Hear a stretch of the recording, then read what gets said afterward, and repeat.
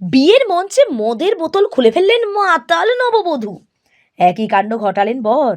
তারপর বিয়ের মরশুম চলছে, নানা বিয়ের ঘটনা সোশ্যাল মিডিয়ায় আপলোড হচ্ছে। কিছু ভাইরাল হচ্ছে, কিছু নজর কাটছে, কিছু নিয়ে সমালোচনা হচ্ছে, কিছু মন ভালো করে দিচ্ছে। তবে আজকে একটা অদ্ভুত ভিডিওর কথা বলবো আপনাদের। বিয়ের বাড়িতে অদ্ভুত কাণ্ড কারখানা ঘটা নতুন নয়, অপ্রত্যাশিত অনেক ঘটনার সম্মুখীন বর কনে নিমন্ত্রিত সকলকেই হতে হয়।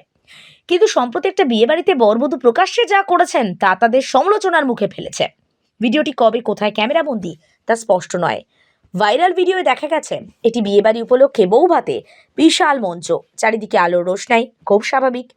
মঞ্চে দাঁড়িয়ে নববধূ, বর, পিছনে পরিবারের সদস্যরা। সকলকে চমকে দিয়ে আচমকাই বরের হাত থেকে শ্যাম্পেনের বোতল কেড়ে নেন কনে। তারপর ঢকঢক ঢকঢক করে খেয়ে ফেলেন। নববধূকে শ্যাম্পেন খেতে দেখে বর অস্বস্তিতে পড়ে যান। এরপর কনের থেকে মদের বোতল নিয়ে তিনিও খান। বর এবং নববধূর কাণ্ড দেখে রীতিমতো হইচই পড়ে যায়, হাসির রোল ওঠে। ভাইরাল ভিডিওটি ড্রামেবাজ ছড়ি নামের ইনস্টা হ্যান্ডেল থেকে পোস্ট করা হয়েছে। লাইক কমেন্টের বন্যা, কেউ বিস্ময় প্রকাশ করেছেন, কেউ সমালোচনা করেছেন।